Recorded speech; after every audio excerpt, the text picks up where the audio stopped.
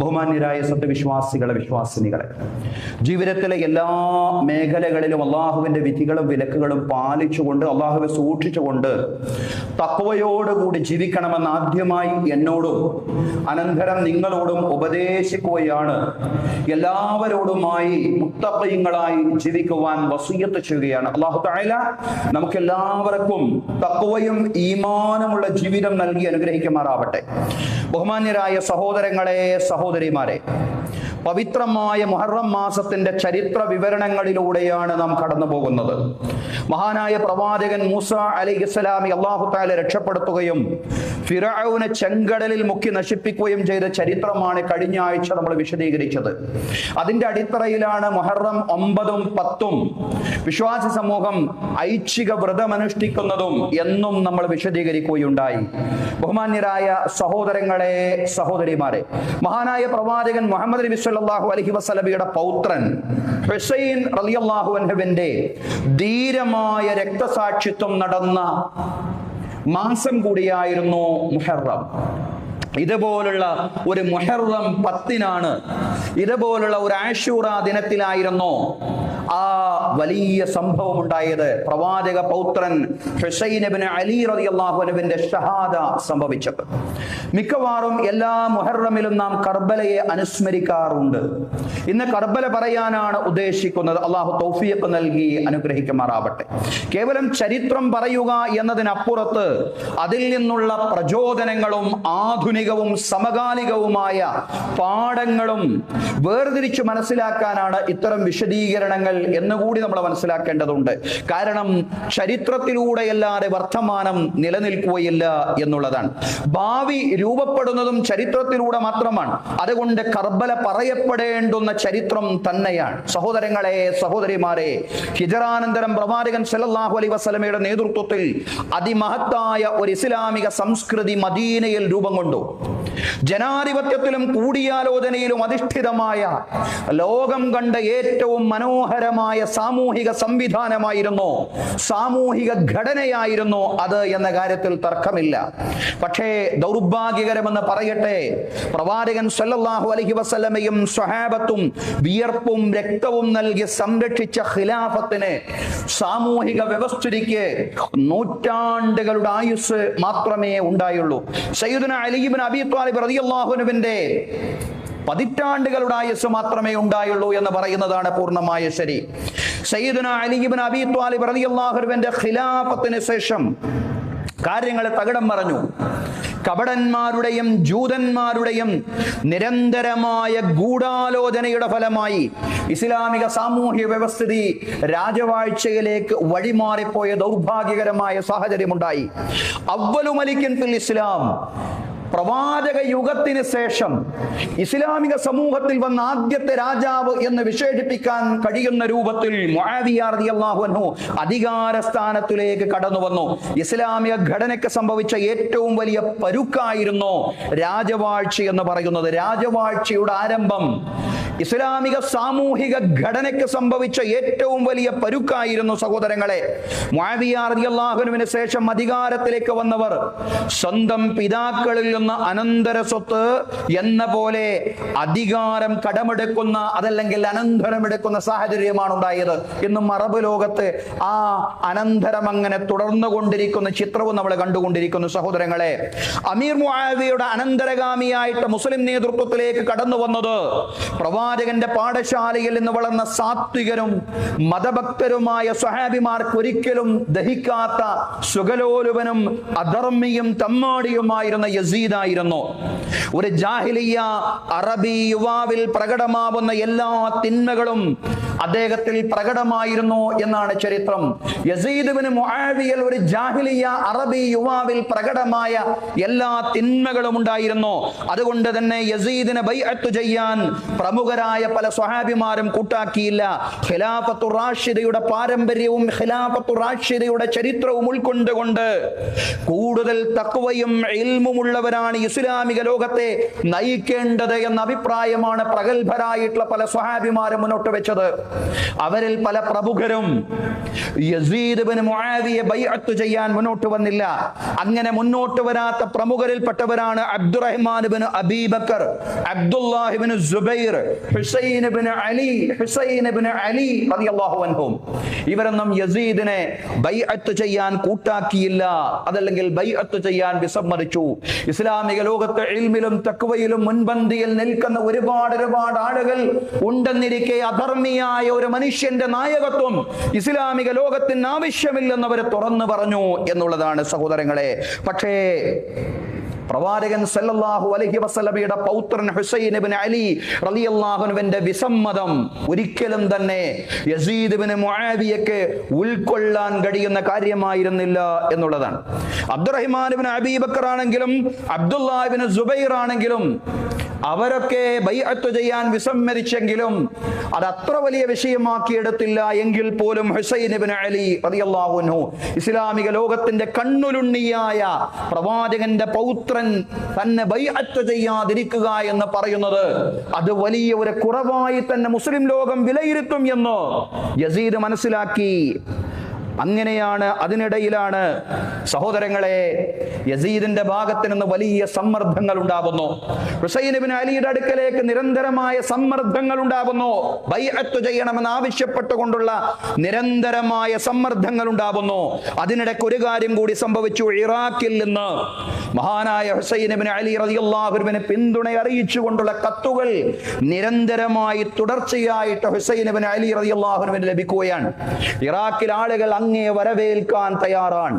ഇറാഖിനെ കേന്ദ്രീകരിച്ചുകൊണ്ട് ഇസ്ലാമിക ലോകത്ത് നയിക്കാൻ, സത്യത്തിന്റെ, ധർമ്മത്തിന്റെ, ന്യായത്തിന്റെ, ശരിയുടെ വഴിയിലൂടെ ഇസ്ലാമിക ലോകത്ത് നയിക്കാൻ അങ്ങ് സന്നദ്ധമാവണമെന്ന് ആവശ്യപ്പെട്ടുകൊണ്ട് ഇറാഖിൽ നിന്ന് നിരന്തരമായി ഇങ്ങനെ കത്തുകൾ വന്നുകൊണ്ടേയിരിക്കുകയാണ്.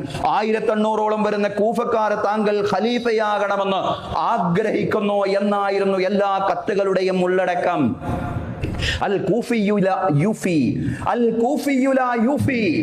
മഹാന്മാരായ പ്രമുഖരായ സ്വഹാബിമാർ ഹുസൈൻ ഇബ്നു അലി റളിയല്ലാഹു അൻഹുവിനെ ഉപദേശിക്കുകയാണ്. കൂഫക്കാരുടെ ചരിത്രം കരാർ പാലനത്തിന്റെ ചരിത്രമല്ല. അവർ കരാർ പാലിക്കുകയില്ല. അതുകൊണ്ട് അവരെ വിശ്വസിച്ചുകൊണ്ട് അവിടേക്ക് പോവാൻ പാടില്ലെന്ന് പറഞ്ഞുകൊണ്ടുള്ള പിന്തിരിപ്പിക്കാനുള്ള നിരന്തരമായ ശ്രമങ്ങൾ പ്രമുഖരായ സ്വഹാബിമാരുടെ ഭാഗത്ത് നിന്ന് തന്നെ ഉണ്ടായി. പക്ഷേ അള്ളാഹുവിന്റെ ഖദർ എന്ന് പറയട്ടെ, അത് ഉൾക്കൊള്ളാൻ ഹുസൈൻ ഇബ്നു അലി റളിയല്ലാഹു അൻഹു സന്നദ്ധനായില്ല എന്നുള്ളതാണ്. അധർമ്മിയായ യസീദിന്റെ ഏകാധിപത്യത്തിൽ നിന്ന് ഈ സമുദായത്തെ രക്ഷിക്കാനുള്ള സുവർണാവസരമാണ് ഹുസൈൻ ഇബ്നു അലി റളിയല്ലാഹു അൻഹുവിന്റെ കൈവശം എത്തിയിരിക്കുന്നത് എന്ന് അദ്ദേഹം തിരിച്ചറിഞ്ഞു എന്നുള്ളതാണ്. അത് വിശുദ്ധ ഖുർആൻ എന്നെ ഏൽപ്പിച്ചിട്ടുള്ള ദൗത്യമാണ്. യഥാർത്ഥത്തിൽ വന്നു ചേർന്നിട്ടുള്ളത് വിശുദ്ധ ഖുർആൻ എന്നെ ഏൽപ്പിച്ചിട്ടുള്ള ബാധ്യതയാണ് വന്നു ചേർന്നിട്ടുള്ളത്. ഇസ്ലാമിക സമൂഹത്തിൽ അധർമ്മം അരങ്ങുവാഴാൻ പാടില്ല, അധർമ്മത്തിന്റെ നായകത്വം ഉണ്ടാവാൻ പാടില്ല. അങ്ങനെയുള്ള ഒരു ഘട്ടത്തിൽ സമരം ചെയ്യുക, പോരാടുക എന്നതാവണം വിശ്വാസിയുടെ ദൗത്യമെന്ന്, ധർമ്മമെന്ന് ഖുർആൻ പഠിപ്പിച്ചിരിക്കുകയാണ്. അതാണ് ഞാൻ തുടക്കത്തിൽ ഓതിവെച്ച വിശുദ്ധ ഖുർആനിലെ സൂറത്തുൻ നിസായിലെ വചനം. അല്ലാഹു ചോദിക്കുകയാണ്, വമാലക്കും ലാ തുഖാതിലൂന ഫീ സബീലില്ലാഹ്, അല്ലാഹുവിന്റെ മാർഗ്ഗത്തിൽ പോരാടാതിരിക്കാൻ നിങ്ങൾക്ക് എന്താണ് ന്യായമുള്ളത്? വൽ മുസ്തദഅഫീന മിനർ റിജാലി വൻ നിസാഇ വൽ ബിൽദാനി അല്ലദീന യഖൂലൂന റബ്ബനാ അഖ്രിജ്നാ മിൻ ഹാദിഹിൽ ഖറിയത്തി അദ്ദാലിമി അഹ്ലുഹാ. ദുർബലരായ, മർദ്ദിതരായ പുരുഷന്മാരുടെയും സ്ത്രീകളുടെയും കുഞ്ഞുങ്ങളുടെയും വഴിയിൽ പോരാടാതിരിക്കാൻ നിങ്ങൾക്ക് എന്താണ് ന്യായമുള്ളത്? അല്ലദീന യഖൂലൂന റബ്ബനാ അഖ്രിജ്നാ മിൻ ഹാദിഹിൽ ഖറിയത്തി അദ്ദാലിമി അഹ്ലുഹാ. ഈ നാട് പടച്ചതമ്പുരാനെ അക്രമികൾ അരങ്ങു വാഴുന്ന ഈ നാട്ടിൽ നിന്ന് ഞങ്ങൾക്കൊരു വിമോചനം പ്രദാനം ചെയ്യണമേ. ഈ നാട്ടിൽ അക്രമികൾ ഞങ്ങളെ ഞെരുക്കിക്കൊണ്ടിരിക്കുകയാണ് നാഥ എന്ന് പറഞ്ഞുകൊണ്ടിരിക്കുന്ന സ്ത്രീകളും പുരുഷന്മാരും അതുപോലെ കുഞ്ഞുങ്ങളും അവരുടെ വഴിയിൽ പോരാടാതിരിക്കാൻ നിങ്ങൾക്ക് എന്താണ് ന്യായമുള്ളതെന്ന് ഖുർആൻ ചോദിക്കുകയാണ്. വജഅൽ ലനാ മിൻ ലദുൻക വലിയ്യം വജഅൽ ലനാ മിൻ ലദുൻക നസീറാ. പടച്ചതമ്പുരാനെ നിന്റെ അടുക്കൽ നിന്ന് അല്ലാഹുവേ ഞങ്ങൾക്കൊരു സഹായം സഹായിയെ, പടച്ചതമ്പുരാനെ രക്ഷാധികാരിയായി നീ ഞങ്ങളെ രക്ഷിക്കണേ എന്ന് പ്രാർത്ഥിച്ചു കൊണ്ടിരിക്കുന്ന ജനതയുടെ മാർഗത്തിൽ ദുർബലരായ സ്ത്രീകളുടെ, കുഞ്ഞുങ്ങളുടെ, അതുപോലെ തന്നെ ദുർബലരായ മനുഷ്യരുടെ മാർഗത്തിൽ പോരാടാതിരിക്കാൻ നിങ്ങൾക്ക് എന്താണ് ന്യായമുള്ളതെന്നാണ് ഖുർആൻ ചോദിക്കുന്നത്. അതുകൊണ്ട് ഇതൊരു പോരാട്ടത്തിന്റെ സന്ദർഭമാണ്. ഇതൊരു പോരാട്ടത്തിന്റെ സന്ദർഭമാണ്. അധികാര ദുർവിനിയോഗം ആരംഭിച്ചിരിക്കുന്നു യസീദിന്റെ നേതൃത്വത്തിൽ. ഈ ഘട്ടത്തിൽ നിസ്സംഗനാവാൻ പാടില്ല. ഈ ഘട്ടത്തിൽ ഈ ജനതയെ നയിക്കുക, ശരിയിലേക്ക്, ധർമ്മത്തിലേക്ക്, സത്യത്തിലേക്ക് അവരെ നയിക്കുക എന്നത് തന്റെ ചരിത്രപരമായ പ്രവാചകന്മാരുടെ ആ ദൗത്യത്തിന്റെ ഭാഗം, പ്രവാചകൻ സല്ലല്ലാഹു അലൈഹി വസല്ലം തന്നെ ഏൽപ്പിച്ചിട്ടുള്ള, അതിലുപരി വിശുദ്ധ ഖുർആൻ പ്രഖ്യാപിച്ചിട്ടുള്ള ദൗത്യത്തിന്റെ ഭാഗമാണതെന്ന് മഹാനായ ഹുസൈൻ ഇബ്നു അലി റളിയല്ലാഹു അൻഹു തിരിച്ചറിയുകയാണ്. അതുകൊണ്ട് അദ്ദേഹം കൂഫയിലേക്ക് പോവാൻ തന്നെ തീരുമാനിച്ചു, പുറപ്പെട്ടു എന്നുള്ളതാണ്. കൂഫയിലേക്കുള്ള യാത്രാമധ്യേ ഫറസ്ദഖ് എന്ന പേരുള്ള ഒരു കവി ഹുസൈൻ റളിയല്ലാഹു അൻഹുവിനെ കണ്ടുമുട്ടി. അഹ്ലു ബൈത്തിനെ, പ്രവാചക കുടുംബത്തെ വല്ലാണ്ട് സ്നേഹിക്കുന്ന കവിയായിരുന്നു ഫറസ്ദഖ്. എന്ന ഫറസ്ദഖിന്റെ ചരിത്രം വായിക്കുമ്പോൾ നമുക്ക് കാണാൻ സാധിക്കും. ഫറസ്ദഖിനെ കണ്ടുമുട്ടി എന്നുള്ളതാണ്. കൂഫയിലെ സാഹചര്യങ്ങളെ ചോദിച്ച് മനസ്സിലാക്കി. അപ്പോഴാണ് ഫറസ്ദഖ് കൂഫയിലെ സാഹചര്യങ്ങൾ വിശദീകരിച്ചു കൊടുക്കുന്നത്. ഖുലൂബുൻ നാസി മഅക വസുയൂഫുഹും മഅ ബനി ഉമയ്യ വന്നാസു അബ്ദുൽ മാലി വന്നസ്റു മിൻ ഇൻദില്ലാഹ്. ഖുലൂബുൻ നാസി മഅക, ജനങ്ങളുടെ ഹൃദയം താങ്കളുടെ കൂടെയാണെങ്കിൽ, വസുയൂഫുഹും മഅ ബനി ഉമയ്യ, അവരുടെ ഖഡ്ഗങ്ങൾ, അവരുടെ വാളുകൾ അമവികളുടെ കൂടെയാണ്. വന്നാസു അബ്ദുൽ മാലി വന്നസ്റു മിൻ ഇൻദില്ലാഹ്, ജനങ്ങൾ അവരുടെ സ്വത്തിന്റെ അടിമകളാണ്. സഹായം അല്ലാഹു തആലാന്റെ ഭാഗത്ത് നിന്നാണ്. എങ്കിലും പടച്ചോന്റെ ഭാഗത്ത് നിന്ന് സഹായം നമുക്ക് പ്രതീക്ഷിക്കാം. പക്ഷേ അപ്പോഴും യാഥാർത്ഥ്യ ബോധം വേണം. ജനങ്ങൾ താങ്കളെ ഇഷ്ടപ്പെടുന്നുവെങ്കിലും, ജനങ്ങളുടെ ഹൃദയങ്ങൾ താങ്കളോടൊപ്പമാണെങ്കിലും, അവരുടെ വാളുകൾ അമവികളുടെ കൂടെയാണ്. കാരണം ജനങ്ങൾ എപ്പോഴും അധികാരത്തിന്റെയും സമ്പത്തിന്റെയും അടിമകളായി ജീവിക്കുന്ന ഒരു സാഹചര്യമുണ്ട്. അങ്ങനെ ഒരു അവസ്ഥയുണ്ട്. ആ അവസ്ഥ അവിടെയും സംജാതമായിരിക്കുന്നു, കൂഫയിലും സംജാതമായിരിക്കുന്നു. എങ്കിലും പടച്ചതമ്പുരാന്റെ സഹായത്തെ മുൻനിർത്തിക്കൊണ്ട് നമുക്ക് മുന്നോട്ട് പ്രയാണം ചെയ്യാം. ഫറസ്ദഖിന്റെ വിലയിരുത്തൽ ശരിയായിരുന്നു. സഹോദരങ്ങളെ, അവർക്ക് സ്നേഹമുണ്ടായിരുന്നു മഹാനായ ഹുസൈൻ ഇബ്നു അലി റളിയല്ലാഹു അൻഹുവിനോട്. അതോടൊപ്പം തന്നെ സേനാനായകൻ ഇബ്നു സിയാദിന്റെ അധികാരഗർവിനെ പേടിച്ച യസീദ് ഇബ്നു മുആവിയയുടെ സേനാനായകൻ ഇബ്നു സിയാദിന്റെ അധികാരഗർവിനെ പേടിച്ച കൂഫയിലെ ഗവർണർ ഹജ്ജാജ് ഇബ്നു യൂസുഫിന്റെ സായുധ ശൈലിയെ ഭയപ്പെട്ട ജനത സത്യത്തെ മാറ്റി നിർത്തി, ഹുസൈൻ ഇബ്നു അലി റളിയല്ലാഹു അൻഹുവിനെ മാറ്റി നിർത്തി അധികാരത്തിന്റെ പക്ഷത്ത്, ആയുധങ്ങളുടെ പക്ഷത്ത് അണിചേരുകയായിരുന്നു. ഹുസൈൻ റളിയല്ലാഹു അൻഹു കർബല എന്ന പ്രദേശത്ത് എത്തുമ്പോൾ ഇബ്നു സിയാദ് നിയോഗിച്ച ഹിർർ ഇബ്നു യസീദ് ഹുസൈൻ റളിയല്ലാഹു അൻഹുവിനെ കണ്ടുമുട്ടുന്നുണ്ട്. അമവി സൈന്യത്തിന്റെ പോരാട്ടം താങ്കളെ മരണത്തിലേക്ക് നയിക്കും, അതുകൊണ്ട് പിന്മാറണം. യസീദിനെ ഇബ്നു സിയാദ് നിയോഗിച്ചതാണ്. യസീദിന്റെ സേനാനായകൻ ഇബ്നു സിയാദ് നിയോഗിച്ച ഇബ്നു യസീദ് പറയാണ്, താങ്കൾ പിന്മാറണം, താങ്കൾ മുന്നോട്ട് ഗമിക്കുന്നത് ശരിയല്ല, ഇത് മരണത്തിലേക്കുള്ള ഗമനമാണ്, അതുകൊണ്ട് പിന്മാറാൻ പറയുകയാണ്.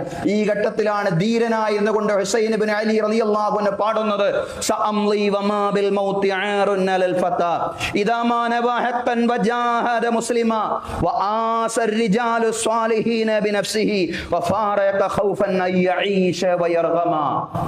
മുന്നോട്ടെടുത്ത് വെച്ച കാല് പിന്നോട്ട് വെക്കുന്ന പ്രശ്നമില്ല. സഅംലി വമാ ബിൽ മൗതി ആറുൻ അലൽ ഫതാ, ഞാൻ മുന്നോട്ട് പോവുക തന്നെ ചെയ്യും. മരണമെന്ന് പറയുന്ന ഒരു യുവാവിനെ സംബന്ധിച്ചിടത്തോളം അപമാനമല്ല. ഇദാ മാ നബഹത്തൻ വജാഹദ മുസ്ലിമാ, ശരിയെയാണ് അദ്ദേഹം ലക്ഷ്യം വെക്കുന്നതെങ്കിൽ, സത്യത്തെയും ധർമ്മത്തെയും നീതിയെയുമാണ് ഒരു യുവാവ് ലക്ഷ്യം വെക്കുന്നതെങ്കിൽ മരണം അപമാനമല്ല. വജാഹദ മുസ്ലിമാ, മുസ്ലിമായി പോരാടാനാണ് ഒരു ചെറുപ്പക്കാരന്റെ ലക്ഷ്യമെങ്കിൽ മരണം അപമാനമല്ല. അതുകൊണ്ട് എന്റെ മാതൃക നിങ്ങളുടെ വാക്കുകളല്ല. വആസർ റിജാലു സ്വാലിഹീന ബിനഫ്സിഹി, വആസർ റിജാലു സ്വാലിഹീന ബിനഫ്സിഹി, പുരുഷന്മാര് മാതൃക കാണിക്കേണ്ടത് സജ്ജനങ്ങളുടെ മാതൃകയാണ്. സജ്ജനങ്ങളുടെ മാതൃകയെ സ്വയം മാതൃകയായി സ്വീകരിക്കുകയാണ് വേണ്ടത്. അങ്ങനെ സ്വയം മാതൃകയാവാനാണ് ഞാൻ തീരുമാനിച്ചിട്ടുള്ളത്. ജീവിതത്തോടുള്ള കൊതി കൊണ്ട് ഭയപ്പെട്ടുകൊണ്ട് പിന്മാറുന്ന വേർപിരിഞ്ഞു പോകുന്ന ഒരു വിഷയമേ ഉദിക്കുന്നില്ല എന്ന് പറഞ്ഞുകൊണ്ട് മുന്നോട്ട് തന്നെ ഗമിക്കുകയായിരുന്നു മഹാനായ ഹുസൈൻ ഇബ്നു അലി റളിയല്ലാഹു അൻഹു. എണ്ണം കൊണ്ട് ഒരിക്കലും മാച്ചുള്ള ഒരു പോരാട്ടമായിരുന്നില്ല കർബല. 72 ആളുകളാണ് ഹുസൈൻ റളിയല്ലാഹുവിന്റെ കൂടെയുള്ളത്. സൈനികരെന്ന് പട്ടാളക്കാരെന്ന് അവരെ കുറിച്ച് പറയുക സാധ്യമല്ല. അവരുടെ കൈവശം യുദ്ധക്കോപ്പുകൾ ഒന്നും ഉണ്ടായിരുന്നില്ല.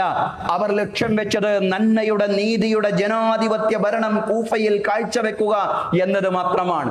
നന്മയുടെ നീതിയുടെ ജനാധിപത്യ ഭരണം കൂഫയിൽ കാഴ്ചവെക്കാൻ വേണ്ടി മുന്നിട്ടിറങ്ങിയ നിരായുധരായ 72 പേരടങ്ങിയ സ്ത്രീകളും കുഞ്ഞുങ്ങളും അടങ്ങിയ സംഘമായിരുന്നു മഹാനായ ഹുസൈൻ ഇബ്നു അലി റളിയല്ലാഹു അൻഹുവിന്റെ കൂടെ ഉണ്ടായിരുന്നതെങ്കിൽ യസീദിന്റെ സൈന്യത്തിൽ 4000 വരുന്ന ഇബ്നു സിയാദിന്റെ നേതൃത്വത്തിലുള്ള കിങ്കരന്മാരായിരുന്നു ഉണ്ടായിരുന്നത്. അവരെ ഹുസൈൻ റളിയല്ലാഹു അൻഹുവിന്റെ സംഘത്തിലെ ഓരോരുത്തരെയും നിഷ്പ്രയാസം കൊലപ്പെടുത്തി എന്നതാണ് ചരിത്രം. അവസാനം ഹുസൈൻ റളിയല്ലാഹു അൻഹു മാത്രം അവശേഷിച്ചു.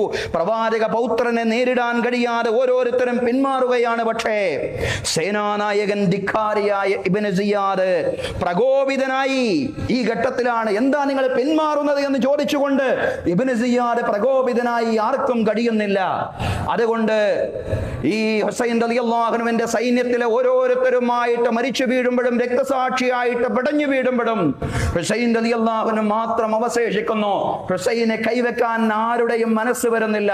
അപ്പോഴാണ് ഇബ്നു സിയാദ് പ്രകോപിതനായിക്കൊണ്ട് എന്തേ നിങ്ങൾ ഇങ്ങനെ എന്ന് ചോദിക്കുമ്പോ ഒരു സംഘം ഹുസൈൻ റളിയല്ലാഹു അൻഹുവിനെ വളഞ്ഞു എന്നാണ്.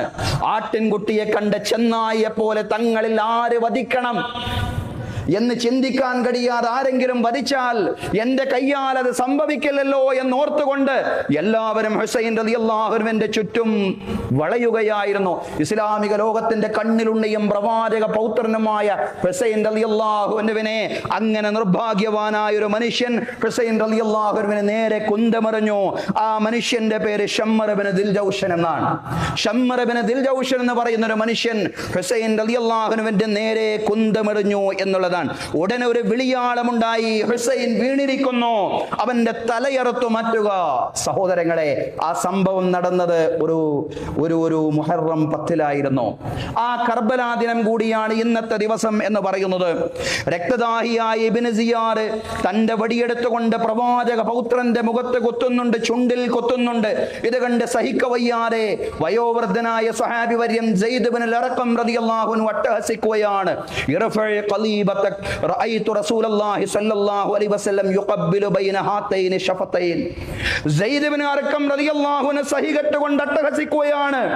ആരോടാണ് അട്ടഹസിക്കുന്നത്? സൈനിക നേതാവിനോടാണ്. ആരുടെ സൈനിക നേതാവ്? യസീദിന്റെ സൈനിക നേതാവ് ഇബ്നു സിയാദിനോടാണ് അട്ടഹസിക്കുന്നത്. ഇർഫഇ ഖലീബതക, നീ നിന്റെ ദണ്ഡ് ഉയർത്തുക, എടുത്ത് കൊണ്ടുപോടോ നിന്റെ വടി എന്നാണ് പറയുന്നത്. മഹാനായ ഹുസൈൻ റളിയല്ലാഹു അൻഹുവിന്റെ ചുണ്ടിൽ കുത്തുമ്പോ റഅയ്തു റസൂലല്ലാഹി സ്വല്ലല്ലാഹു അലൈഹി വസല്ലം യുഖബ്ബിലു ബൈന ഹാതൈനി ഷഫതൈൻ. ഈ രണ്ട് ചുണ്ടുകൾക്കിടയിൽ അല്ലാഹുവിന്റെ പ്രവാചകൻ ചുംബിക്കുന്നത് ഞാൻ എൻ്റെ കണ്ണുകൊണ്ട് കണ്ടിട്ടുണ്ട്. ആ ചുണ്ടിലാണോ വടിയെടുത്തുകൊണ്ട് നീ കുത്തുന്നത്? എന്തുമാത്രം ക്രൂരനാണ്, എന്തുമാത്രം അധർമ്മിയാണ് നീ എന്നാണ് ചോദിക്കുന്നത്. അവിടെയും ഇബ്നു സിയാദ് ശാന്തനായില്ല. അദ്ദേഹം പറഞ്ഞു എന്നാണ് ചരിത്രം, ലൗലാ അന്നക ശൈഖുൻ ഖദ് ഖരിഖത് ലളറബതു ഉൻകക.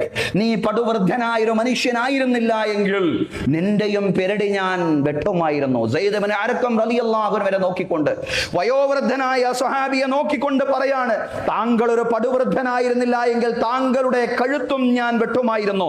എവിടെ വെച്ച് സങ്കടത്തോടു കൂടി സെയ്ദ് ഇബ്നു അർഖം റളിയല്ലാഹു അൻഹു പറയുന്നുണ്ട്, അയ്യുഹൻ നാസ് അയ്യുഹൽ അറബ് അൻതുമുൽ അബീദു ബഅദൽ യൗം. അറബികളെ, ജനങ്ങളെ, നിങ്ങൾ ഇന്നു മുതൽ അടിമകളായിരിക്കും. വിധേയത്വത്തോടു കൂടിക്കൊണ്ട് പലരുടെയും മുമ്പിൽ കീഴടങ്ങുന്ന ജനതയായിട്ട് നിങ്ങൾ മാറിയിരിക്കുകയാണ്. കാരണം ഖതൽതും ഇബ്ന ഫാത്തിമ വ അമർതും ഇബ്ന മർജാന, നിങ്ങൾ ഫാത്തിമയുടെ പുത്രനെ വധിക്കുകയും മർജാനയുടെ പുത്രനെ അധികാരമേൽപ്പിക്കുകയും ചെയ്തിരിക്കുന്നു. ഫാത്തിമയുടെ പുത്രനായ ഹുസൈൻ ഇബ്നു അലി റളിയല്ലാഹു അൻഹു വധിക്കുകയും മർജാനയുടെ പുത്രനായ യസീദ് ഇബ്നു മുആവിയക്ക് നിങ്ങൾ അധികാരമേൽപ്പിക്കുകയും ചെയ്തിരിക്കുന്നു. അധികാരം അർഹതപ്പെട്ട ഇടത്തിലല്ല സംഭവിച്ചിട്ടുള്ളത് എന്ന് മാത്രമല്ല, അധികാരം ലഭിക്കാത്ത അർഹതപ്പെട്ട ആ ഇടത്ത് സമുദായത്തെ നിങ്ങൾ ക്രൂരത ചെയ്തുകൊണ്ട് നശിപ്പിക്കുകയും ചെയ്തിരിക്കുന്നു. അതുകൊണ്ട് അപമാനം കൊണ്ട് തൃപ്തിപ്പെടേണ്ടി വരുന്ന ജനതയ്ക്ക് നാശമെന്ന് സയ്യിദ് ഇബ്നു അർഖം റളിയല്ലാഹു അൻഹു പ്രഖ്യാപിക്കുകയാണ്. സഹോദരങ്ങളെ, അറബികളെ ശപിക്കാൻ വേണ്ടി പറഞ്ഞതല്ല, പക്ഷേ സഹികെട്ടുകൊണ്ട് പറഞ്ഞതാണ്. ഇങ്ങനെയൊന്നും ചരിത്രത്തിൽ സംഭവിച്ചിട്ടില്ലായിരുന്നുവെങ്കിൽ എന്നാണ് ഞാനും നിങ്ങളുമെല്ലാം ആഗ്രഹിക്കുന്നത്. കർബലയുടെ ദിവസം കർബലയെ നമ്മൾ എങ്ങനെ അനുസ്മരിക്കാതിരിക്കും? കർബലയുടെ ദിവസം കർബല പറയാതെ പോയാൽ അത് വിട്ടഭാഗം പൂരിപ്പിക്കുക എന്ന് പറഞ്ഞതുപോലെ അതൊരു അപൂർണതയായിട്ട് അവിടെ അവശേഷിക്കും എന്നുള്ളതാണ്. പക്ഷേ നമ്മൾ ഈ ചരിത്രം ഏറെയൊന്നും കേൾക്കാൻ ആഗ്രഹിക്കുന്നില്ല. കാരണം നമ്മൾ കേൾക്കാൻ ആഗ്രഹിക്കാത്തതാണ്. പല ചരിത്രങ്ങളും അങ്ങനെയാണ്. കേൾക്കാൻ ആഗ്രഹിക്കാത്തതും അതിലുണ്ടാവും എന്നുള്ളതാണ്. ചരിത്രം മാത്രമല്ല, വർത്തമാനവും അങ്ങനെയാണ്. ഭാവിയും ചിലപ്പോൾ അങ്ങനെയായേക്കും. ഭൂതവും അങ്ങനെയാണ്. ചരിത്രത്തിൽ പലതും അങ്ങനെയാണ് സഹോദരങ്ങളെ. നടന്നുകൊണ്ടിരിക്കുന്ന കാര്യങ്ങളും നമുക്കറിയാം. ഇറാനിലും ഫലസ്തീനിലുമെല്ലാം നടന്ന കാര്യങ്ങൾ നമ്മൾ പറയാനും കേൾക്കാനും ആഗ്രഹിക്കുന്നതല്ല. അത് സംഭവിക്കാൻ നമ്മൾ ആഗ്രഹിച്ച കാര്യങ്ങളല്ല, പക്ഷെ സംഭവിച്ചു. അങ്ങനെയാണ് ലോകത്തിന്റെ അവസ്ഥ എന്ന് പറയുന്നത്. നമുക്കറിയാം, ഒരു ദശകത്തിലേറെയായി നമ്മുടെ നാട്ടിലും ഒരു നവഫാസിസ്റ്റ് ഭരണകൂടം അതിൻ്റെതായിട്ടുള്ള നയങ്ങൾ നടപ്പിലാക്കിക്കൊണ്ടിരിക്കുന്നു. നമ്മൾ ആഗ്രഹിക്കാത്തതാണ്, പക്ഷേ നമ്മൾ ആഗ്രഹിക്കാത്തതും നടക്കും എന്നുള്ളതാണ്. ചരിത്രത്തിൽ നടക്കും, ഭാവിയിൽ നടക്കും, വർത്തമാനത്തിലും അത് നടത്തിയിട്ടുണ്ട്. പക്ഷേ ചരിത്രം അവിടെയൊന്നും നിൽക്കുന്നില്ല, ചരിത്രം അവിടെയൊന്നും അവസാനിക്കുന്നില്ല എന്നാണ് നമ്മൾ മനസ്സിലാക്കേണ്ടത്. ഇതൊരു തുടർച്ചയാണ്. ഇത് നന്മയുടെ, ഇത് സത്യത്തിന്റെ, ഇത് നീതിയുടെ വഴിയിലേക്കുള്ള ഒരു പ്രയാണമാണെന്നുള്ള പ്രതീക്ഷയാണ് നമുക്കുണ്ടാവേണ്ടത്. ഇബ്നു അബ്ബാസ് റളിയല്ലാഹു അൻഹു പറയാൻ, അലി റളിയല്ലാഹു അൻഹു സിഫീൻ യുദ്ധത്തിലേക്ക് പോകുമ്പോൾ കർബല എന്ന പ്രദേശത്തു കൂടി കടന്നു പോവുകയാണ്. ആ പ്രദേശത്തേക്ക് അലി റളിയല്ലാഹു അൻഹു ദീർഘനേരം നോക്കി കരയുകയാണ്. ലൗ അറഫ്തഹാ ഇബ്നു അബ്ബാസ് ലബകൈത ബുകാഇ. ഇബ്നു അബ്ബാസ് റളിയല്ലാഹു അൻഹുവിനോട് അലി റളിയല്ലാഹു അൻഹു പറയാണ്, ഇബ്നു അബ്ബാസ്, ഞാൻ മനസ്സിലാക്കിയ കുറെ കാര്യങ്ങൾ നീ മനസ്സിലാക്കിയിരുന്നുവെങ്കിൽ ഞാൻ കരയുന്നത് പോലെ താങ്കളും കരയുമായിരുന്നു. ഞാൻ മനസ്സിലാക്കിയ ചില കാര്യങ്ങൾ താങ്കൾ മനസ്സിലാക്കിയിരുന്നുവെങ്കിൽ ഞാൻ കരയുന്നത് പോലെ താങ്കളും കരയുമായിരുന്നു. അള്ളാഹുവിന്റെ പ്രവാചകൻ സല്ലല്ലാഹു അലൈഹി വസല്ലമയിൽ നിന്ന് മഹാനായ ഹുസൈൻ ഇബ്നു അലി റളിയല്ലാഹു അൻഹുവിന്റെ രക്തസാക്ഷിത്വവുമായി ബന്ധപ്പെട്ട എന്തെങ്കിലും വിവരങ്ങൾ അലി റളിയല്ലാഹു അൻഹു ലഭിച്ചിരിക്കാം. അല്ലാഹു അഅലം. സഹോദരങ്ങളെ, സഹോദരിമാരെ, ചില ആളുകളെങ്കിലും ചിന്തിക്കും, അതല്ലെങ്കിൽ മനസ്സിലവർ ചോദിക്കുന്നുണ്ടാവും, എന്തിനാണ് സമുദായത്തിനകത്ത് നടന്ന സ്പർദ്ധകൾ ഇങ്ങനെ പറഞ്ഞുകൊണ്ടിരിക്കുന്നത്? നേരത്തെ പറഞ്ഞതുപോലെ എല്ലാവരും മറക്കണമെന്ന് ആഗ്രഹിക്കുന്ന ചില ചരിത്ര സംഭവങ്ങൾ അത് ഈ ദിവസം തന്നെയാണെങ്കിലും അതങ്ങ് വിട്ടേച്ചു പോവുക എന്ന് ചിന്തിക്കുന്നവരും ഇന്ന് സമുദായത്തിലുണ്ട്. അങ്ങനെ ഈ ചരിത്രത്തെ അവലോകനം ചെയ്യുന്നവരുണ്ട്. പക്ഷെ ഇത് കേവലം സ്പർദ്ധയുടെ ചരിത്രം മാത്രമല്ല, ഇത് കേവലം ഭിന്നിപ്പിന്റെ ചരിത്രം മാത്രമല്ല. വർത്തമാനത്തിലും ഭാവിയിലും ജീവിക്കുന്ന വിശ്വാസി സമൂഹത്തിന് കൃത്യമായ പാഠങ്ങളും മുന്നറിയിപ്പുകളും കർബല നൽകുന്നുണ്ട് എന്നുള്ളതാണ്. അതുകൊണ്ട് ആ ചരിത്രം നമ്മൾ മനസ്സിലാക്കാതെ പോകുമ്പോൾ ആ പാഠങ്ങൾ നമുക്ക് ലഭിക്കാതെ പോകുന്നു എന്നുള്ളതാണ് അതിന്റെ ഒരു പ്രത്യാഘാതം എന്ന് പറയുന്ന. സഹോദരങ്ങളെ, ഏത് പദവിയിൽ എത്തിപ്പെട്ടാലും മനുഷ്യർ വിനയാന്വിതരായിരിക്കണം എന്നതാണ് ഏറ്റവും വലിയ പാഠം എന്ന് പറയുന്നത്. അധികാരത്തിന്റെ ഗർവ് നമ്മുടെ തലക്ക് കയറിയാൽ, അധികാരം ലഭിച്ചവർക്ക് അധികാരത്തിന്റെ ഗർവ് തലക്ക് കയറിയാൽ, യസീദിനെ പോലെ ചരിത്രം അവരെയും ക്രൂരന്മാരെന്നും അക്രമികളെന്നും വിലയിരുത്തുമെന്നത് വലിയ പാഠമാണ്.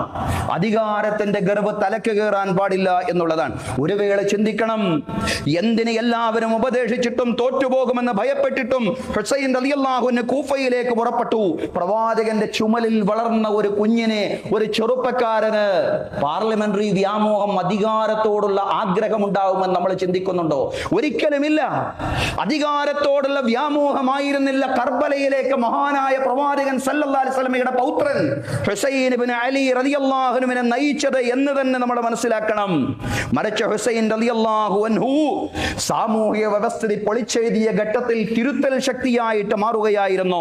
സഹോദരങ്ങളെ, സാമൂഹിക വ്യവസ്ഥിതിയുടെ ജനാധിപത്യ മുഖം ചിലർ പൊളിച്ചെഴുതിയ ഘട്ടത്തിൽ ഖിലാഫത്തുൻ അലാ മിൻഹാജിൻ നുബുവ്വ, നുബുവ്വത്തിന്റെ മാതൃകയിൽ ഈ സാമൂഹിക വ്യവസ്ഥിതിയെ ഖിലാഫത്തിനെ പുനഃസ്ഥാപിക്കാൻ വേണ്ടിയാണ് യഥാർത്ഥത്തിൽ ഹുസൈൻ ഇബ്നു അലി റളിയല്ലാഹു അൻഹു കൂഫയിലേക്ക് പുറപ്പെട്ടത് എന്നുള്ളതാണ്. അങ്ങനെ ചെയ്തിട്ടില്ലായിരുന്നുവെങ്കിൽ, അങ്ങനെ കൂഫയിലേക്ക് കർബലയിലേക്കുള്ള ഒരു പുറപ്പാടില്ലായിരുന്നുവെങ്കിൽ ചരിത്രത്തിൽ വലിയൊരു ചോദ്യം അവശേഷിക്കും ചോദ്യമായിരുന്നു. എന്തായിരുന്നു ആ ചോദ്യം? ഈ അധികാര ദുർവിനിയോഗം ഇത്ര ഭീകരമായ അവസ്ഥയിലെത്തിയിട്ടും പ്രവാചക പൗത്രൻ എന്തുകൊണ്ട് നിശബ്ദനായി? ഈ അധികാര ദുർവിനിയോഗം എത്ര ഭീകരമായ അവസ്ഥയിലെത്തിയിട്ടും പ്രവാചക പൗത്രൻ ഹുസൈൻ ഇബ്നു അലി എന്തുകൊണ്ട് നിശബ്ദനായി എന്ന ചരിത്ര വിദ്യാർത്ഥിയുടെ ചോദ്യത്തിന് മറുപടിയില്ലാതായി പോകുമെന്നുള്ളതാണ്. സഹോദരങ്ങളെ, ആ ചോദ്യത്തിന്റെ മറുപടി കണ്ടെത്തുന്നതായിരുന്നു ഹുസൈൻ റളിയല്ലാഹു അൻഹുവിന്റെ ഷഹാദത്ത് ഹുസൈൻ കർബല എന്ന് പറയുന്ന സഹോദരങ്ങളെ. ഈ ചോദ്യത്തിന്റെ മുനയൊടിക്കുന്നതായിരുന്നു ഹുസൈൻ റളിയല്ലാഹു അൻഹുവിന്റെ രക്തസാക്ഷിത്വം. ഒരു പുതിയ രാഷ്ട്രീയത്തെ അവതരിപ്പിക്കുകയായിരുന്നില്ല ഹുസൈൻ റളിയല്ലാഹു അൻഹു, മറിച്ച് മുസ്ലിം സാമൂഹിക ഘടനയിലേക്ക് കടന്നുകൂടിയ ബിദ്അത്തിനെ, നവനിർമ്മിതിയെ ചോദ്യം ചെയ്യുകയായിരുന്നു മഹാനായ ഹുസൈൻ ഇബ്നു അലി റളിയല്ലാഹു അൻഹു. രാജവാഴ്ചയായിരുന്നു ആ ബിദ്അത്ത് എന്ന് പറയുന്നത്. അധികാരം ഏറ്റെടുത്ത ഘട്ടത്തിൽ അമീർ മുആവിയയുടെ അടുക്കലേക്ക് സഈദ് ഇബ്നു അബീ വഖാസ് റളിയല്ലാഹു അൻഹു കടന്നു വരുന്നുണ്ട്. എന്നിട്ട് മുആവിയ റളിയല്ലാഹു അൻഹുവിനോട് സലാം പറയുന്നുണ്ട്. അസ്സലാമു അലൈക യാ അയ്യുഹൽ മലിക് എന്നാണ് സലാം പറഞ്ഞത്. രാജാവേ, നിങ്ങൾക്ക് സലാം. എന്താണ് താങ്കളിനെ അമീറുൽ മുഅ്മിനീൻ എന്ന് വിളിക്കാത്തത്? അപ്പോഴാണ് സഈദ് ഇബ്നു അബീ വഖാസ് റളിയല്ലാഹു അൻഹു പറഞ്ഞത്, കാരണം അമീറുൽ മുഅ്മിനീൻ എന്ന നാമകരണത്തിന് താങ്കൾ യോഗ്യനല്ലല്ലോ. താങ്കളെ തെരഞ്ഞെടുത്തത് വിശ്വാസി സമൂഹമല്ലല്ലോ. വിശ്വാസികളുടെ ഒന്നടങ്കമുള്ള ബൈഅത്തിന്റെ ഭാഗമായിട്ടോ അതല്ലെങ്കിൽ വിശ്വാസികളുടെ പ്രതിനിധികൾ ബൈഅത്ത് ചെയ്തതിന്റെ ഭാഗമായിട്ടോ അല്ലല്ലോ താങ്കളുടെ അധികാരാരോഹണം എന്ന് പറയുന്നത്. അബൂബക്കർ റളിയല്ലാഹു അൻഹുവിനെ ജനങ്ങൾ തെരഞ്ഞെടുത്തതായിരുന്നു. ഉമർ റളിയല്ലാഹു അൻഹുവിനെയും ജനങ്ങൾ തെരഞ്ഞെടുത്തതായിരുന്നു. ഉസ്മാൻ റളിയല്ലാഹു അൻഹുവിലേക്ക് അധികാരം കൈമാറ്റം ചെയ്യപ്പെടുന്നതിന്റെ മുന്നോടിയായി ഉമർ റളിയല്ലാഹു അൻഹു എല്ലാ മുസ്ലിങ്ങളെയും പ്രതിനിധീകരിക്കുന്ന 6 അംഗ സംഘത്തെ തെരഞ്ഞെടുക്കുന്നുണ്ട്. എന്തിന്? അടുത്ത ഭരണാധികാരിയെ തെരഞ്ഞെടുക്കാൻ. ഉസ്മാൻ റളിയല്ലാഹു അൻഹുവിനെ തെരഞ്ഞെടുക്കുന്നതിന്റെ മുന്നോടിയായിട്ട് ഉമർ റളിയല്ലാഹു അൻഹു ഒരു 6 അംഗ സംഘത്തെ നിർദ്ദേശിക്കുന്നുണ്ട്. അവരുടെ കൂട്ടത്തിൽ അബ്ദുല്ലാഹ് ഇബ്നു ഉമർ റളിയല്ലാഹു അൻഹു കൂടി ഉണ്ടായിരുന്നു. ആരാണ് അബ്ദുല്ലാഹ് ഇബ്നു ഉമർ? ഇസ്ലാമിക ലോകം കണ്ട, ചരിത്രം കണ്ട, എന്നല്ല സ്വഹാബിമാര് കണ്ട വലിയ പണ്ഡിതൻ, ഏറ്റവും വലിയ പണ്ഡിതൻ എന്ന് തന്നെ ഒരുപക്ഷേ നമുക്ക് വിശേഷിപ്പിക്കാൻ കഴിയുന്ന മഹാനായ ഇബ്നു അബ്ബാസ് റളിയല്ലാഹു അൻഹുവിനെ പോലെയുള്ള ഒരു സ്വഹാബി. ഇബ്നു അബ്ബാസ് റളിയല്ലാഹു അൻഹുവോട് കിടപിടിച്ച് നിൽക്കുന്ന ഒരു സഹാബിയാണ് മഹാനായ അബ്ദുല്ലാഹ് ഇബ്നു ഉമർ റളിയല്ലാഹു അൻഹു. 6 അംഗ സംഘത്തിലേക്ക്, ഖലീഫയെ തെരഞ്ഞെടുക്കാനുള്ള 6 അംഗ സംഘത്തിലേക്ക് അബ്ദുല്ലാഹ് ഇബ്നു ഉമർ റളിയല്ലാഹു അൻഹുവിനെ നോമിനേറ്റ് ചെയ്യുമ്പോൾ മഹാനായ ഇബ്നു ഉമർ റളിയല്ലാഹു അൻഹു, രണ്ടാം ഖലീഫ ഉമർ റളിയല്ലാഹു അൻഹു പറയുന്ന ഒരു വാചകമുണ്ട്. എന്തായിരുന്നു ആ വാചകം? സഹോദരങ്ങളെ, 6 പേരാണ് നിങ്ങളുള്ളത്. 6 പേരിൽ നിന്ന് ആരും ഖലീഫയാകാം. പക്ഷേ ഇബ്നു ഉമർ ആവാൻ പാടില്ല, അബ്ദുല്ലാഹ് ഇബ്നു ഉമർ ആവാൻ പാടില്ല. എന്താണ് ഇതിന് കാരണം പറഞ്ഞത്? ഉമർ റളിയല്ലാഹു അൻഹു പറയാണ്, എന്റെ പുത്രൻ അധികാരം വേണ്ട, എന്റെ മകൻ അധികാരം വേണ്ട. ഖത്താബിന്റെ കുടുംബത്തിന് ഒരു തവണ അത് ലഭിച്ചിരിക്കുന്നു. ഖത്താബിന്റെ കുടുംബത്തിന് ഖിലാഫത്ത് നന്മയായിരുന്നുവെങ്കിൽ ആ നന്മ ഖത്താബിന്റെ കുടുംബത്തിന് ലഭിച്ചിരിക്കുന്നു. ഇനി അതല്ല, നാളെ വലിയ ഭാരമായിട്ട് ഖത്താബിന്റെ കുടുംബത്തിന് ഖിലാഫത്ത് മാറുകയാണ് എങ്കിൽ ആ ഭാരം ചുമക്കാൻ ഖത്താബിന്റെ കുടുംബത്തിൽ നിന്ന് ഒരാൾ കൂടി വേണ്ടതില്ല. അതാണ് ഇസ്ലാമിക സമൂഹത്തിന്റെ ജനാധിപത്യ ഘടന എന്ന് പറയുന്നത്. അത് പൗത്രന്മാരിലേക്ക് അതല്ലെങ്കിൽ പുത്രന്മാരിലേക്ക് കൈമാറ്റം ചെയ്യപ്പെടുന്ന ഒന്നായിട്ട് ഒരിക്കലും തന്നെ ഇസ്ലാമിക ഖലീഫമാര് മനസ്സിലാക്കിയില്ല എന്നുള്ളതാണ്. ഇസ്ലാമിക സമൂഹം കൂടിയാലോചിച്ചുകൊണ്ട്, അതല്ലെങ്കിൽ അവരെ തെരഞ്ഞെടുത്ത പ്രതിനിധികൾ കൂടിയാലോചിച്ചുകൊണ്ട് രൂപപ്പെടേണ്ടുന്ന ഒരു സംവിധാനമാണ് ഇസ്ലാമിക ഖിലാഫത്ത്. അത് അങ്ങനെയാണെന്നിരിക്കെ അങ്ങനെയല്ലാത്ത, ആ രീതിയിൽ ജനകീയമായ ബൈഅത്തിലൂടെയല്ലാതെ കടന്നു വന്ന മുആവിയത്ത് ഇബ്നു അബീ സുഫിയാനെ നോക്കിക്കൊണ്ടാണ് സഈദ് ഇബ്നു അബീ വഖാസ് റളിയല്ലാഹു അൻഹു പറഞ്ഞത്, അസ്സലാമു അലൈക യാ അയ്യുഹൽ മലിക്. അതാണ് രാജവാഴ്ച എന്ന് പറയുന്നത്. രാജവാഴ്ചയായി തന്നെ സ്വഹാബിമാര് മനസ്സിലാക്കി. അതിനെ ഖിലാഫത്ത് ആയിട്ട് അവർ മനസ്സിലാക്കിയില്ല എന്നുള്ളതാണ്. കാരണം ഖിലാഫത്തും രാജവാഴ്ചയും തമ്മിൽ മൗലികമായി തന്നെ വലിയ അന്തരങ്ങൾ ഉണ്ടായിരുന്നു എന്നുള്ളതാണ്. ഖിലാഫത്ത് എന്ന് പറയുമ്പോൾ അത് തെരഞ്ഞെടുക്കപ്പെടുമ്പോൾ ജനാധിപത്യപരമായി തെരഞ്ഞെടുക്കപ്പെടുന്നു എന്ന് മാത്രമല്ല, അത് ഭരണത്തിലുടനീളം ഡെമോക്രസിയാണ്. അത് ഭരണത്തിലുടനീളം ജനഹിതത്തിലൂടെ മുന്നോട്ട് പോകുന്നതാണ്. ഒരിക്കൽ മഹാനായ ഖലീഫ, രണ്ടാം ഖലീഫ ഉമർ റളിയല്ലാഹു അൻഹു എഴുന്നേറ്റുകൊണ്ട് പ്രസംഗിക്കുമ്പോൾ പറഞ്ഞു, അത്തിയൂനി, നിങ്ങൾ എന്നെ അനുസരിക്കണം. ഉമർ റളിയല്ലാഹു അൻഹു പറഞ്ഞു, അത്തിയൂനി, നിങ്ങൾ എന്നെ അനുസരിക്കണം. കൂട്ടത്തിലൊരു സ്വഹാബി ജനങ്ങളിൽ നിന്ന് എഴുന്നേറ്റുകൊണ്ട് പറയാണ്, ഞാൻ അനുസരിക്കാൻ സന്നദ്ധനല്ല. എന്താണ് നിങ്ങൾ അങ്ങനെ പറയാൻ കാരണം? നിങ്ങൾ വലിയൊരു നീളം കുപ്പായമാണല്ലോ ഇട്ടിരിക്കുന്നത്. ഞങ്ങൾക്ക് എല്ലാവർക്കും ബൈത്തുൽ മാലിൽ നിന്നൊരു വിഹിതം നൽകിയിരുന്നു. പൊതുഖജനാവിൽ നിന്ന് എല്ലാവർക്കും, ജനങ്ങൾക്ക് എല്ലാവർക്കും ഒരുപോലെ ഒരു വിഹിതം നൽകിയിരുന്നു. ആ വിഹിതം കൊണ്ട് ഞങ്ങൾ എല്ലാവരും കുപ്പായം വാങ്ങിയപ്പോ അതുകൊണ്ടൊരു നീളം കുപ്പായം വാങ്ങാൻ ഞങ്ങൾക്ക് ആർക്കും സാധിച്ചിട്ടില്ല. പക്ഷേ നിങ്ങൾ എങ്ങനെ ഒരു നീളം കുപ്പായം ഇട്ടു എന്ന് എനിക്കറിയണം. അതിന്റെ മറുപടി കിട്ടിയിട്ട് മതി അങ്ങേ അനുസരിക്കൽ. അപ്പോഴാണ് അബ്ദുല്ലാഹി ഇബ്നു ഉമർ എഴുന്നേറ്റുകൊണ്ട് പറയുന്നത്, അബ്ദുല്ലാഹി ഇബ്നു ഉമർ റളിയല്ലാഹു അൻഹു പറഞ്ഞു, വാപ്പയ്ക്കും നമുക്ക് കിട്ടിയ വിഹിതം മാത്രമേ ലഭിച്ചിട്ടുള്ളൂ. പക്ഷേ എനിക്ക് കിട്ടിയ വിഹിതം ഞാൻ വാപ്പയ്ക്ക് നൽകിയപ്പോഴാണ് വാപ്പയ്ക്ക് ഒരു നീളൻ കുപ്പായം തുന്നാൻ സാധിച്ചത്. അതോടെ ആ സ്വഹാബി ശാന്തനായി. ഇങ്ങനെ മഹാനായ ഉമർ റളിയല്ലാഹു അൻഹുവിനെ ചരിത്രത്തിൽ ചോദ്യം ചെയ്ത എത്രയോ രംഗങ്ങൾ നമുക്ക് കാണാൻ കഴിയും. അദ്ദേഹം പ്രസംഗിച്ചിരിക്കുന്നതിന്റെ ഇടയ്ക്ക് അദ്ദേഹത്തെ ചോദ്യം ചെയ്ത ജനാധിപത്യത്തിന്റെ ഉജ്ജ്വലമായ എത്രയോ രീതിശാസ്ത്രങ്ങൾ ഇസ്ലാമിക ചരിത്രത്തിൽ നിന്ന് നമുക്ക് പറയാൻ കഴിയും എന്നുള്ളതാണ്. എല്ലാ അർത്ഥത്തിലും സുതാര്യമാണ്. സാമ്പത്തിക സുതാര്യതയാണിത്. പൊതുഖജനാവ് സുതാര്യമായിരിക്കണം. പൊതുഖജനാവിൽ നിന്ന് ആളുകൾക്ക് സമ്പത്ത് ലഭിക്കുമ്പോ അത് സമത്വ രീതിയിൽ തന്നെ എല്ലാവർക്കും ഒരുപോലെ ലഭിച്ചിരിക്കണം എന്നുള്ളതാണ്. അർഹതപ്പെട്ട എല്ലാവർക്കും ഒരുപോലെ ലഭിച്ചിരിക്കണം എന്നുള്ള ആശയം. സഹോദരങ്ങളെ, അതെവിടെ നിന്ന് തുടങ്ങിയതാണ്? അത് ഉമർ റളിയല്ലാഹു അൻഹുവിൽ നിന്ന് തുടങ്ങിയതല്ല. അത് പ്രവാചകൻ സല്ലല്ലാഹു അലൈഹി വസല്ലമയിൽ നിന്ന് ആരംഭിച്ചതാണ്. അത് പ്രവാചകന്മാരിൽ നിന്ന് ആരംഭിച്ചതാണ്. മഹാനായ പ്രവാചകൻ സല്ലല്ലാഹു അലൈഹി വസല്ലം നടന്നു പോകുമ്പോ പൗത്രനായ ഹസൻ റളിയല്ലാഹു അൻഹുവിനെ കയ്യിൽ പിടിച്ചുകൊണ്ടാണ്, അദ്ദേഹത്തെ കൂടെ പിടിച്ചുകൊണ്ടാണ് നടന്നു പോകുന്ന റസൂലുള്ളാഹി സ്വല്ലല്ലാഹു അലൈഹി വസല്ലം അറിയാതെ ഹസൻ റളിയല്ലാഹു അൻഹു വഴിയിൽ നിന്നൊരു കാരക്ക എടുത്തുകൊണ്ട് വായിലേക്ക് വെക്കുമ്പോ റസൂലുള്ളാഹി അത് കണ്ടു, അത് ശ്രദ്ധിച്ചു. ഉടനെ റസൂലുള്ള പറയാണ്, നോക്കുകയാണ്, എന്താണ് ഹസന്റെ വായിൽ? എന്താണ്? കാരക്കയാണ്. അത് എവിടെ നിന്ന് കിട്ടിയ കാരക്കയാണ്? ഇത് എന്ത് കാരക്കയാണ്? ഇത് സ്വതക്കയാണോ സകാത്താണോ എന്ന് അറിഞ്ഞുകൂടാ. അതുകൊണ്ട് ഛർദിപ്പിക്കുകയാണ്. ആ പൗത്രന്റെ വായിൽ കൈയിട്ടുകൊണ്ട്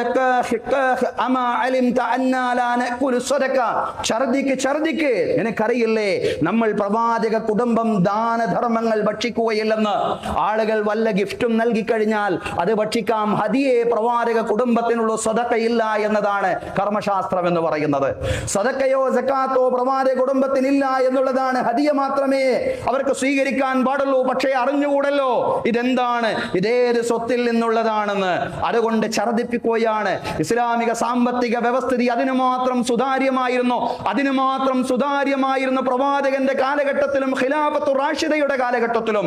ഇസ്ലാമിക സാമ്പത്തിക വ്യവസ്ഥിതിയെങ്കിൽ യസീദിന്റെ കാലഘട്ടമാകുമ്പോ യസീദിന്റെ സ്തുതിപാഠകർക്കും റാൻമൂളികൾക്കും രമ്യഹർമ്മങ്ങൾ നിർമ്മിക്കാൻ കൊട്ടാരങ്ങളും ഹരിത കൊട്ടാരങ്ങളും പണിയാൻ വേണ്ടി ഇസ്ലാമിലെ പൊതുഖജനാവ് ദുരുപയോഗം ചെയ്യുന്ന സാഹചര്യമുണ്ടായി. സഹോദരങ്ങളെ, അതായിരുന്നു മാറ്റം എന്ന് പറയുന്നത്. അതുപോലെ ചരിത്രം നമുക്കറിയാം. എന്താ ഖുർആൻ പറഞ്ഞത്? അംറുഹും ശൂറാ ബൈനഹും. അവരുടെ കാര്യത്തിൽ അവർക്കിടയിൽ കൂടിയാലോചിച്ചുകൊണ്ടാണ് നിങ്ങൾ തീരുമാനിക്കേണ്ടത്. ഒരു തീരുമാനമുണ്ടാവേണ്ടത് ജനങ്ങളുടെ കൂടിയാലോചന പ്രകാരമാണ്. ഇസ്ലാമിക ചരിത്രത്തിൽ ഖിലാഫത്തുർ റാഷിദയുടെ കാലഘട്ടത്തിലെ രീതി എന്ന് പറയുന്നത് പാണ്ഡിത്യവും തഖ്വയുമുള്ള സ്വഹാബിമാരോട് കൂടിയാലോചിക്കുക എന്നുള്ളതായിരുന്നു. പാണ്ഡിത്യവും തഖ്വയുമുള്ള സ്വഹാബിമാര് ജീവിച്ചിരിക്കുമ്പോൾ തന്നെ അവരോടൊന്നും കൂടിയാലോചിക്കാതെ ഹജ്ജാജ് ബിൻ യൂസഫിനെ പോലുള്ള മർക്കടമുഷ്ടിക്കാരായ ഗവർണർമാരെ ഉപയോഗിച്ചുകൊണ്ട് ഏകാധിപത്യപരമായ സ്വേച്ഛാധിപത്യപരമായ തീരുമാനങ്ങൾക്ക് ജനങ്ങളെ കീഴ്പ്പെടുത്താൻ യസീദ് ശ്രമിച്ചു എന്നുള്ളതാണ്. കൂഫയിൽ ഒരുമിച്ച് കൂടിയ 10,000 മുമ്പിൽ ഹജ്ജാജ് നടത്തിയ പ്രകോപനപരമായ പ്രസംഗം അദ്ദേഹത്തിന്റെ അഹങ്കാരത്തിന്റെ ആഴമാണ് സൂചിപ്പിക്കുന്നത്. അയ്യുഹന്നാസ് എന്നീ ലഅറാ റഊസൻ ഖദ് ഐനഅത്. ജനങ്ങളെ, നിശ്ചയം പാകമായ ചില തലകൾ ഞാൻ കാണുന്നു.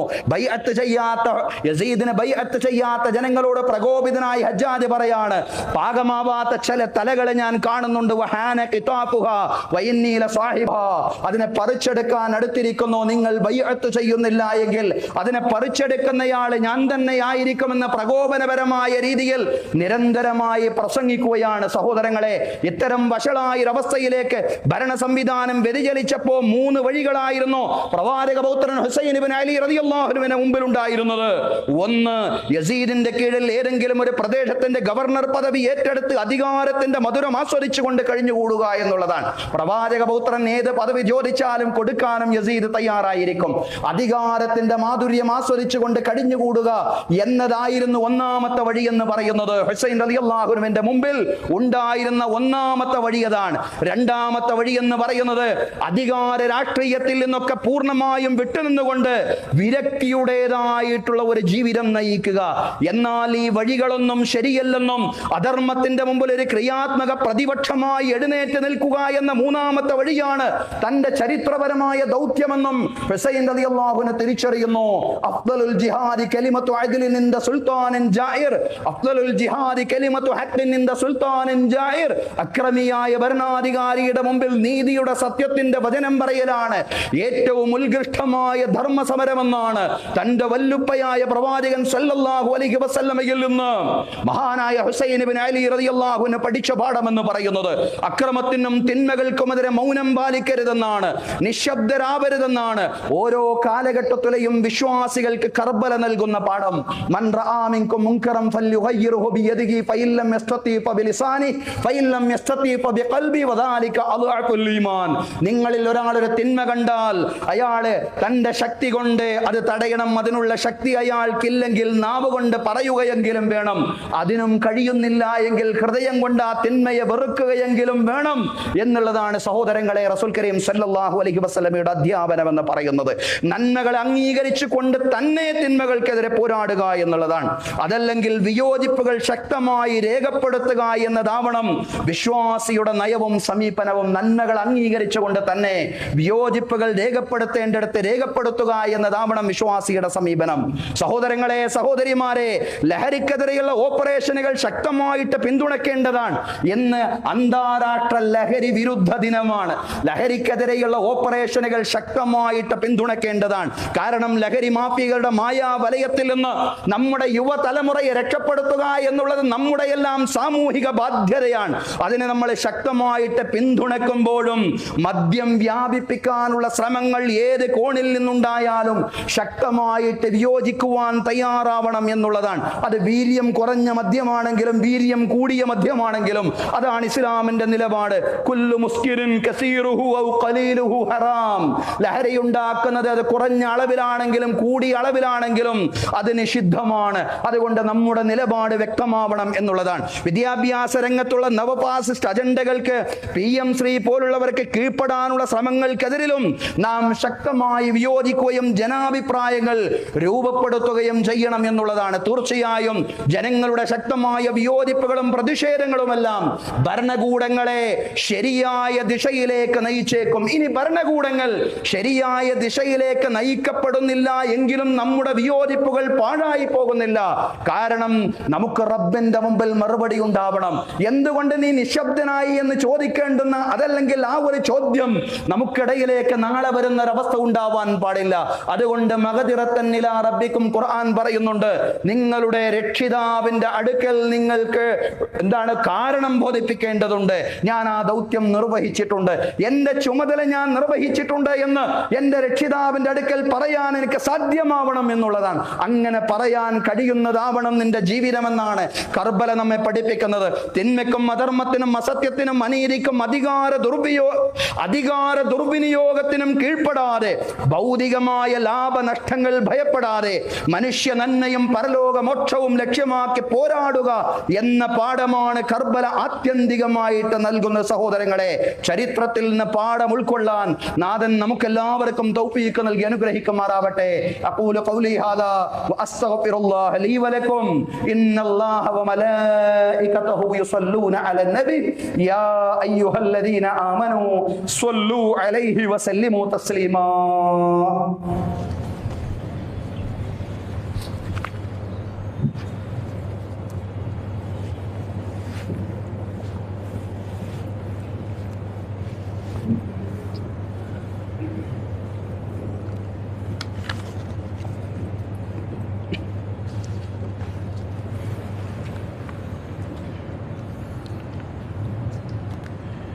അൽഹംദുലില്ലാഹി റബ്ബിൽ ആലമീൻ വസ്സലാത്തു വസ്സലാമു അലാ റസൂലിൽ അമീൻ മുഹമ്മദിൻ വഅലാ ആലിഹി വസ്വഹ്ബിഹി അജ്മഈൻ. അയ്യുഹന്നാസ് ഉസീകും വഇയ്യായ താനിയം ബിതഖ്വല്ലാഹ്. അഊദു ബില്ലാഹി മിനശ് ശൈത്വാനിർ റജീം. ബിസ്മില്ലാഹിർ റഹ്മാനിർ റഹീം. യാ അയ്യുഹല്ലദീന ആമനു തഖുല്ലാഹ ഹഖ്ക തുഖാതിഹി വലാ തമൂതുന്ന ഇല്ലാ വഅൻതും മുസ്ലിമൂൻ. ബഹുമാന്യരായ സത്യവിശ്വാസികളെ, വിശ്വാസിനികളെ, ജീവിതത്തിലെ എല്ലാ മേഖലകളിലും അള്ളാഹുവിന്റെ വിധികളും വിലക്കുകളും പാലിച്ചുകൊണ്ട് അള്ളാഹുവെ സൂക്ഷിച്ചുകൊണ്ട് തഖ്വയോടുകൂടി ജീവിക്കണമെന്ന് ഒരിക്കൽ കൂടി എന്നോടെന്ന പോലെ നിങ്ങളോടും ഉപദേശിക്കുകയാണ്. എല്ലാവരോടും രണ്ടാമതായും തഖ്വ കൊണ്ട് വസിയത്ത് ചെയ്യുകയാണ്. അല്ലാഹു തആല നമുക്ക് എല്ലാവർക്കും തഖ്വയും ഈമാനുമുള്ള ജീവിതം നൽകി അനുഗ്രഹിക്കുമാറാവട്ടെ. ബഹുമാന്യരായ സഹോദരങ്ങളെ, സഹോദരിമാരെ, ഇമാം ബുഖാരി ഉദ്ധരിക്കുന്ന ഒരു ഹദീസിൽ നമുക്ക് കാണാൻ സാധിക്കും, ലാ തഖൂമുസ്സാഅതു ഹത്താ തക്സുറസ്സലാസിൽ. ഭൂകമ്പങ്ങൾ അധികരിക്കുന്നത് വരെ അന്ത്യദിനം സംഭവിക്കുകയില്ല. അന്ത്യദിനത്തോട് അടുക്കുമ്പോൾ ധാരാളം ഭൂകമ്പങ്ങൾ സംഭവിക്കുമെന്ന് ഇമാം ബുഖാരി ഉദ്ധരിക്കുന്ന ഒരു ഹദീസിൽ പ്രവാചകൻ സല്ലല്ലാഹു അലൈഹി വസല്ലം പറഞ്ഞതായിട്ട് നമുക്ക് കാണാൻ സാധിക്കുന്നതാണ്. വെനസ്വേലയിൽ ഇരട്ട ഭൂകമ്പം നടന്ന വാർത്തയാണ് നമ്മൾ കേൾക്കുന്നത്. 164 പേര് മരിച്ച വാർത്തയാണ് രാവിലെ പത്രദ്വാര വായിക്കാൻ കഴിഞ്ഞ സഹോദരങ്ങളെ.